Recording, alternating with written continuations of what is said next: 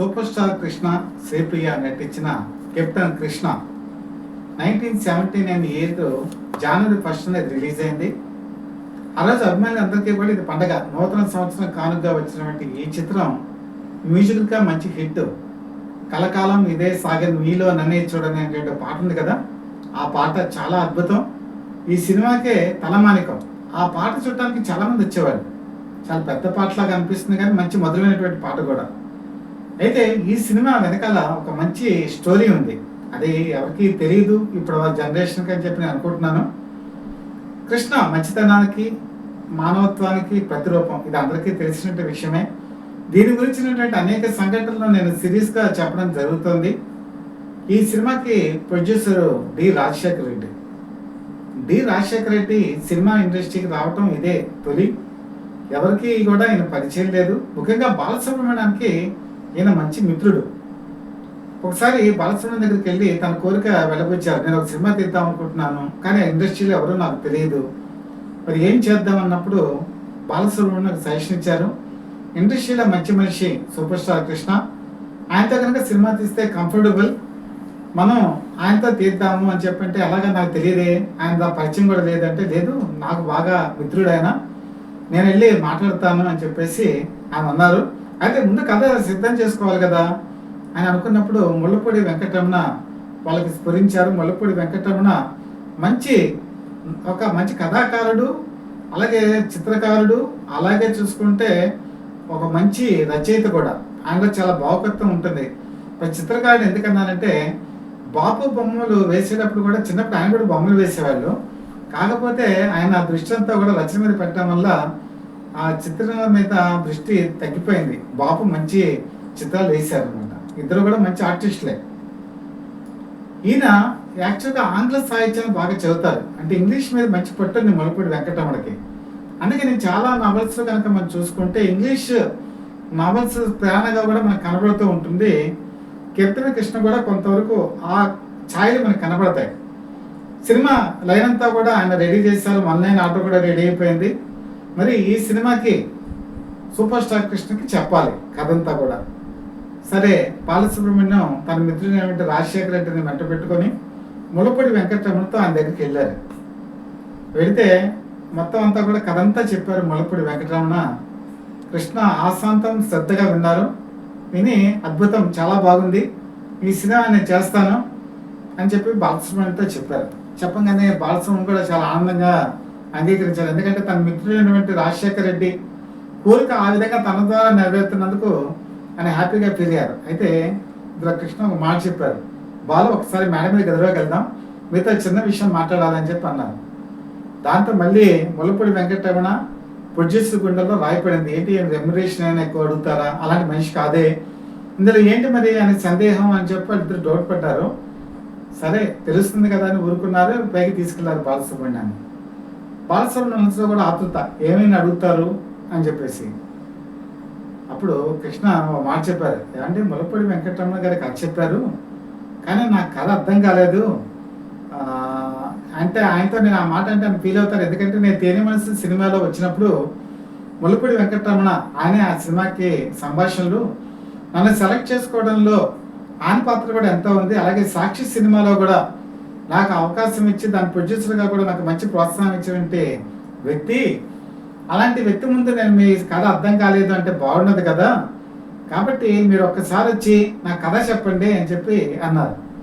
దాంతో బాలసుబ్రహ్మణ్యం ఆశ్చర్యపోయారు. కథ అర్థం కాకపోయినా, ఆయన చెప్పిన విధానం పూర్తిగా అర్థం చేసుకోలేకపోయినా ఆయన వెంటనే గ్రీన్ సిగ్నల్ ఇచ్చారు చూసారా, దానికి ఆయన చాలా సంతోషించారు. కిందకు రాగానే ముళ్ళపూడి వెంకటరమణ అడిగారు, ఏంటి ఎందుకు పిలిచారు ఏంటంటే, లేదులేండి నాతో ఏదో పర్సనల్ విషయం మాట్లాడతామని చెప్పి పిలిచారు అని చెప్పి చెప్పారు. అప్పటితో ఆ కథ అక్కడితో అయిపోయింది.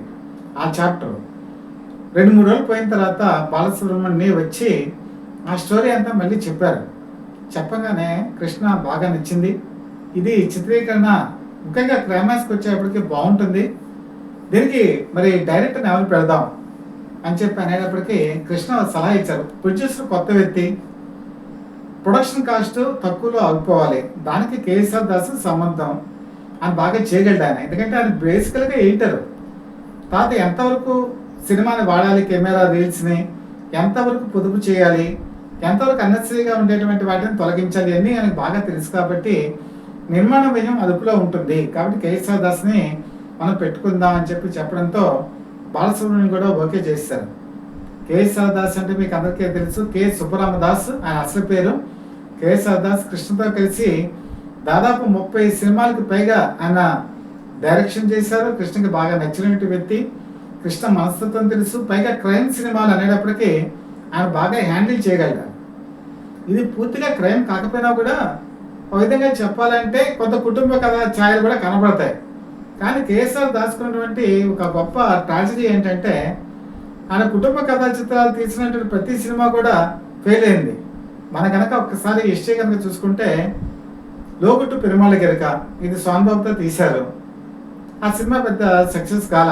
అది పూర్తిగా క్రైమ్ ఎలిమెంట్స్ కొంత ఉన్న కుటుంబ కథా ఛాయాచిత్రాలే ఎక్కువగా అందులో కనబడుతుంది. తర్వాత గిరిజా కళ్యాణం అని చెప్పి స్వామిబాబుతోనే తీశారు. అది యాక్చువల్గా అతనిపూడి సులోచన లాంటి నవల. అది నవల చాలా బాగుంటుంది, అప్పట్లో చాలా పాపులర్. ఆ నవల కనుక తీస్తే అందులో ఎక్కువగా కుటుంబ కథ. దీంతో ఆ సినిమాని ఎవరో కూడా యాక్సెప్ట్ చేయలే. కేఎస్ఆర్ దాస్ చాలా నిరుత్సాహపడ్డారు. మంచి కథ, మంచి స్టోరీ అయినా సరే ప్రేక్షకులు ఆదరించలేదే అని. మీకు కనుక కృష్ణతో కనుక చూస్తే ప్రేమ జీవులు అనేటువంటి సినిమా కూడా వచ్చింది. అదే కాంతారావు ప్రొడ్యూసరు. అందులో కాంతారావు కూడా one of the hero, Rajasree heroine.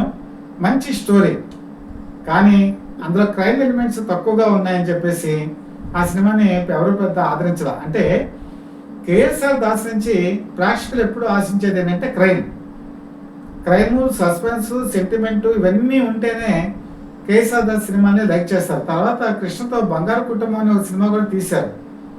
ఆ సినిమా కూడా విజయవంతం అవలా.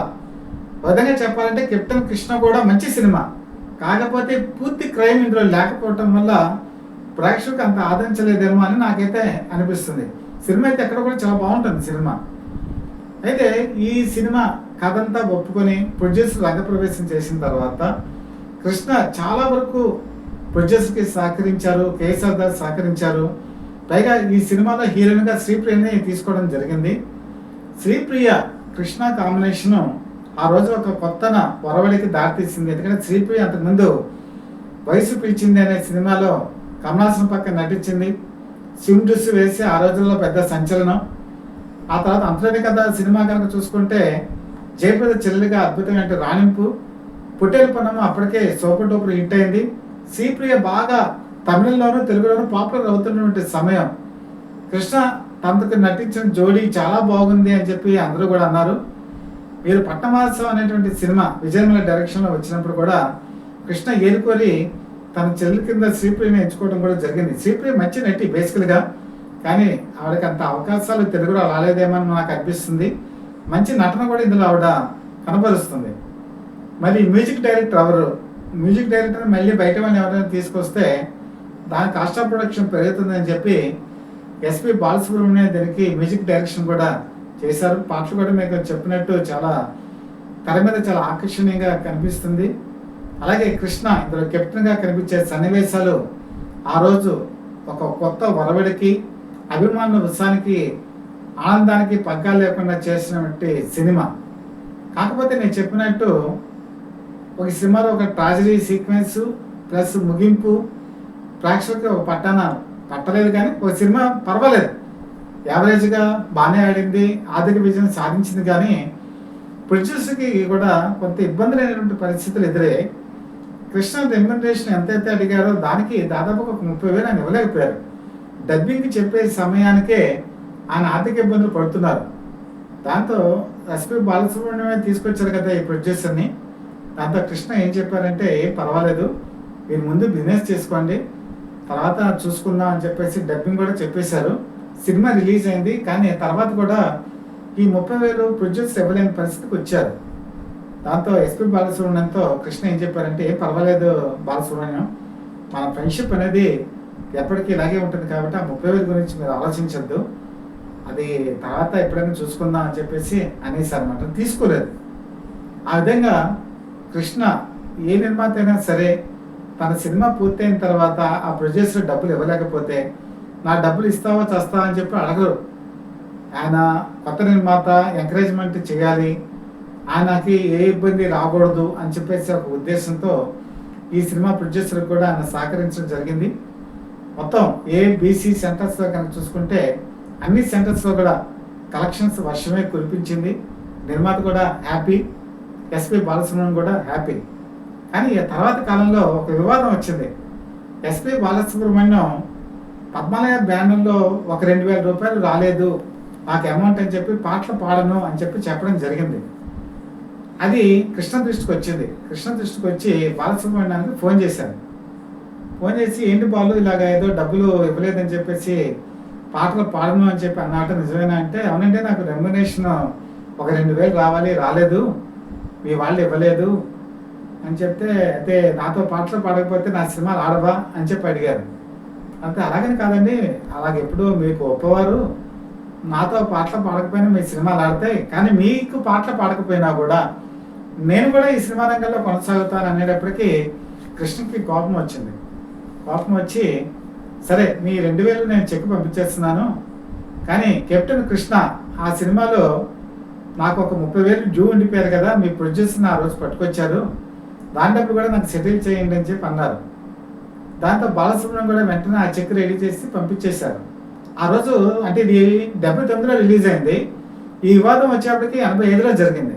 అంటే దాదాపు 6 సంవత్సరాల తర్వాత బాలసుబ్రహ్మణ్యం వల్ల ఈ ప్రాబ్లం వచ్చిందని చాలామంది ఆ రోజు సినీ పరిశ్రమ పెద్దలు అభిప్రాయపడ్డారు. కానీ వాళ్ళిద్దరి మధ్య అభిప్రాయ భేదాలు వచ్చినా కూడా తర్వాత 2 సంవత్సరాల కాలంలో మళ్ళీ వాళ్ళిద్దరూ కూడా సర్దుకున్నారు. తర్వాత కృష్ణకి పాటలు పాడటం కూడా జరిగింది. ఆ విధంగా బాలసుబ్రహ్మణ్యం కృష్ణకి ఉన్నటువంటి అనుబంధం మళ్ళీ చరిత్ర పునరావృతం అయింది. వాళ్ళిద్దరూ కలిసిపోయారు. ఇద్దరు కలిసి మంచి ఫ్రెండ్షిప్తో జీవన పయనం సాగించారు. సో కెప్టెన్ కృష్ణకి ఇంత కథ ఉందండి వెనకాల. అంటే కృష్ణకున్న మనస్తత్వం ఏంటంటే, తనకి ఒక సినిమా లైఫ్ ఇచ్చినటువంటి ముల్లపూడి వెంకటరమణ ఆయన గౌరవించడం, తనకు స్నేహితుడైనటువంటి బాలసుబ్రహ్మణ్యం కొత్త ప్రొడ్యూసర్ని పట్టుకొస్తే ఆయనకి సహకరించడం, వివాదం వచ్చినప్పుడు గట్టిగా మాట్లాడినా తర్వాత వాళ్ళిద్దరు కలిసిపోయి స్నేహితులాగా మిగిలిపోవడం. ఎవరితో విభేదాలు వస్తాయండి జీవితంలో, కానీ వాటిని మనం ఎప్పుడూ కూడా పర్మనెంట్గా అట్టే పెట్టుకోకూడదు. వాళ్ళతో మళ్ళీ స్నేహం పునరుద్ధరించుకోవాలి. కృష్ణ ఇదే చేసేవాళ్ళు. ఒకవేళ విధి ఒక తప్పనిసరి పరిస్థితుల్లో మిత్రులు శత్రువులైనా కూడా ఆ శత్రువుల్ని మళ్ళీ మిత్రులుగా చేసుకొని వాళ్ళతో కలిసిపోవటం కృష్ణకి ఉన్నటువంటి మనస్తత్వం. ఒక విధంగా చెప్పాలంటే కృష్ణ బాలసుబ్రహ్మణ్యం పాలు నీళ్లు ఇద్దరు ఎలా కలిసిపోతారో ఆ విధంగా కలిసిపోయినటువంటి వాళ్ళు. అంత మంచి అనుబంధం వాళ్ళిద్దరి మధ్య ఉంది. కెప్టెన్ కృష్ణ ఈ సినిమా చూసినప్పుడల్లా మనకి ఈ చరిత్ర అంతా గుర్తుకొస్తూ ఉంటుంది. ఈనాటి యూత్ కనుక ఈ సినిమా కనుక చూస్తే ఒక విధంగా చాలా థ్రిల్ ఫీల్ అవుతారు. ప్రతి ఒక్కరూ కూడా చూడవలసినటువంటి చిత్రం ఇది. ఒక మరపురాని చిత్రం, మర్చిపోలేనటువంటి చిత్రం.